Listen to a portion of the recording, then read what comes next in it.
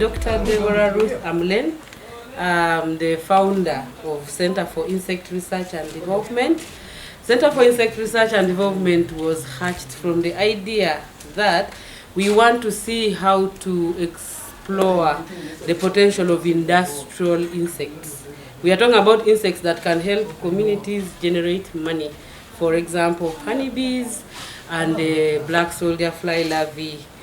So our focus is to see how to develop products from those insects. So for today's video, this interview, we are discussing the black soldier fly larvae.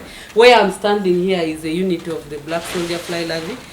We have set up a training facility to help farmers obtain. Why should farmers in Uganda specifically think of the black soldier fly? Because the black soldier fly is a good protein source as compared, it can replace mukene. As you realize, we now have food challenges and people need that mukene to feed for themselves. Also the performance of local chicken by black soldier fly, I mean some of the larvae like this. The performance of local chicken and the pigs could be enhanced through feeding with this larvae. This is an enterprise that you can start at a very cheaper cost. All you need is the starting larvae, and you can recycle containers like this, the jerry cans for rearing. You don't need to buy the expensive trays like some of us went to buy. That's what I can afford. These trays are 40,000, but you can just get the simple jerry cans for your larvae. Apart from offering opportunities for employment and protein for the people, it's a useful environment tool, because we have a lot of manure from cattle, the cow dung, the pig manure, the chicken manure. It is producing a lot of greenhouse gases in the environment.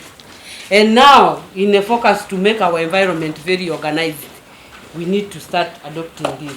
One of the challenges that is making communities fail to adopt the black soldier fly is most of them don't know how to raise it. But it's very simple technology that even mama from the village there who has not gone to school can raise it. So I decided to leave Makerere and come to the community and set up a demonstration unit that we can try to use for teaching the people in communities, and we want to see how to build a network of youth across the country to industrialize, especially livestock, the chicken production and piggery production. Our main issue in this project is producing larvae and teaching different people in the villages how to use waste in production of food. So as you can see right here, this is one of our structures that is bearing some black soldier flies. The black soldier flies are in this net. This is a process whereby we get the pupa, then we place the pupa in the nets. So for a local farmer who needs to start up this project, there are just a few requirements that are needed. You just require a structure like this. It is made of timber. It is just a structure made of timber with some basement, which is also made of timber.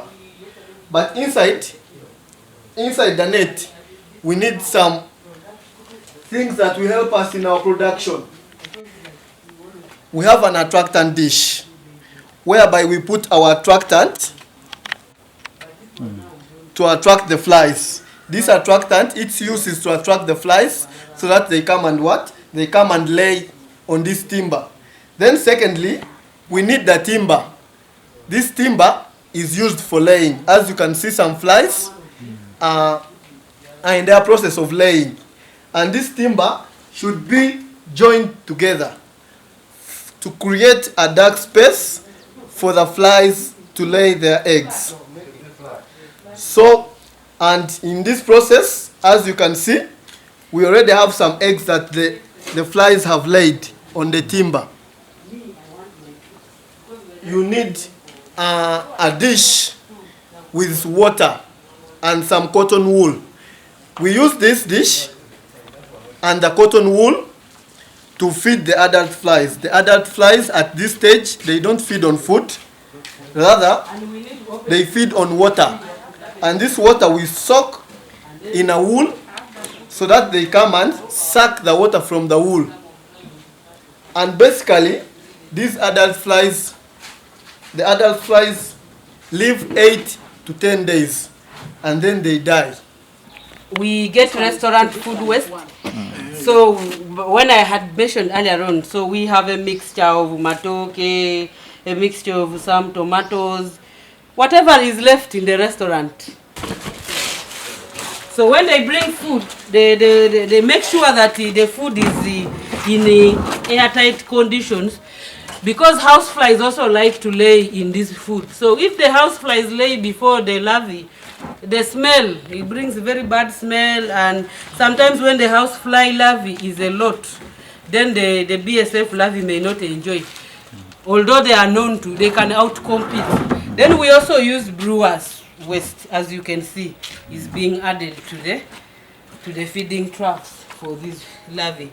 Basically, that's it. And the next work, the only work you can do for the few days until it hatches is just turning the larvae. You keep turning to make sure that you allow the larvae to access all the food within. This is our production unit where we produce the larvae from. And as you can see, we use jerry cans because they are easy and they are not expensive for the production. So inside these jerry cans, we have waste that we feed with the larvae, and the larvae basically spends 2 weeks to grow until harvest. So we have larvae inside all this, and per week we get like a ton of larvae from these jerry cans. So that's how the production goes. And you can take a look at some of the larvae that we are having. These are some. These are just 5 days old larvae, but they have already grown into in a good size. One of the things one has to look out is always ensure that all the containers are active. Check the temperatures. When it is warm, you know that it is still consuming the food. If it's very cold, something is wrong. And then you can smell here. We are using waste, but there's no bad smell. It is just a fruity, sweet smell inside the house. That means the larvae is doing its operations well. But once you enter the unit and you are getting a very bad smell, then there is something in your management. It means the housefly has taken over. It is no longer the BSF larvae that you are working with. So those are some of the things the farmer has to look out for. Another thing is rats. The challenge of rats. We have a rat that disturbs us here. It is really very fat. So maybe you should have a cat, something like this, a pet, a cat, so to chase away the rats, and then you can feed the cat.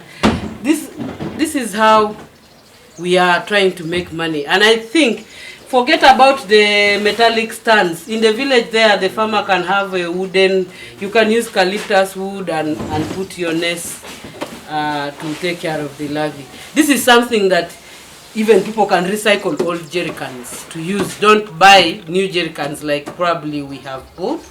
You recycle old containers and use them for rearing. So I believe this is a game changer for communities.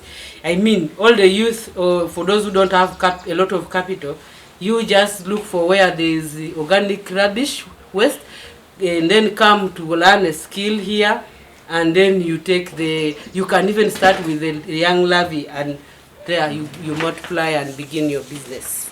Yeah, the market for BSF is, we cannot finish at the moment. A kilo of fresh, we are selling it at 2,000. The kilo of dry larvae, we are selling it at 3,500 to bulk buyers. But for the small scale buyers, of course, with the Pro Boost kilogram, we are selling it at 5,000. Why? Because you realize for every 1 kilogram of fresh BSF, when you dry it, you are going to lose almost half of it in dry weight. But it is a very high protein for the communities. since I am a lecturer at Makerere University, we are analyzing composition, and we are also doing rearing combinations of organic waste. The only other cost that the farmer will need to inject in is mobilizing the material for rearing. I buy, like from the restaurants, I buy almost 10 like bag. I don't know how I can show you somewhere there. I buy a ton of the waste, restaurant food waste at 78,000 shillings. For brewers waste, the brewers waste that is good for BSF is the one from the wheat brand. So we get it from Port Bell. I give special gratitude to Michigan State University, where I was given a fellowship from Alliance for African Partnership, African Futures Fellowship. They trained me for 1 year in their lab, entomology lab, with Professor Eric Benbow and Dr. Jane on how to rear BSF. And when I came back from there, the dream to expand and roll it to communities came up. And that's how we were able to set up this unit. I have to give special thanks to Alliance for African Partnership in Michigan State University, and also special thanks to the lab of Professor Eric Benbow at Michigan State University. Thank you.